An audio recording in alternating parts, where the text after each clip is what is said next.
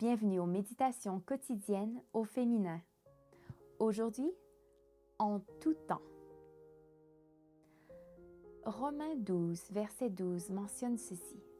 Réjouissez-vous en espérance, soyez patients dans la tribulation, persévérez dans la prière. Dans le verset qui suit, celui d'hier, l'apôtre présente une autre perspective de l'amour. Il parle de l'amour fondé sur une espérance qui suscite la joie. Vivre en un monde délivré du péché, tout en jouissant de cette espérance qui se matérialisera dans l'avenir, nous devons affronter les vicissitudes du présent et être patients dans la tribulation que nous supportons grâce au pouvoir de la prière. Soyez toujours joyeux. 1 Thessaloniciens 5, verset 16, nous dit aussi l'apôtre. Crois-tu qu'en ce monde, il soit possible d'être toujours joyeux? Dieu te demanderait-il de te sentir joyeuse si ta fille est malade, si ta famille passe par des difficultés économiques, si tu traverses le désert de l'adultère ou si tu as perdu l'emploi qui faisait vivre les tiens?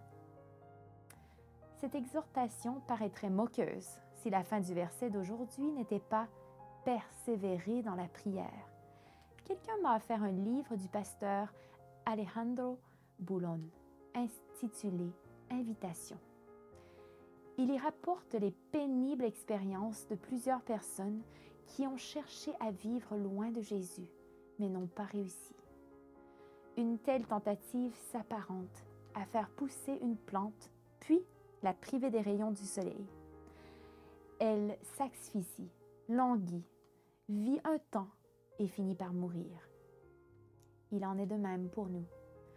Toutes nos démarches aboutissent à l'échec si nous n'avons pas auparavant passé par la conversion, par la nouvelle naissance, si nous ne comprenons pas que notre vie manque de sens, si elle est privée de la présence du Christ. Il se peut que tu sois né, comme moi, dans un foyer chrétien et que tu prennes pour acquis qu'une nouvelle naissance n'est pas nécessaire. Tu te tromperais. Il faut naître de nouveau et maintenir le contact avec le Père au moyen de la prière. La prière nous permet de respirer. Elle est l'oxygène qui alimente notre être.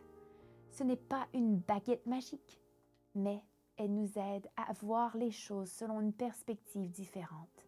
Aie recours à la prière et tu vivras. Bonne journée dans le Seigneur et à demain.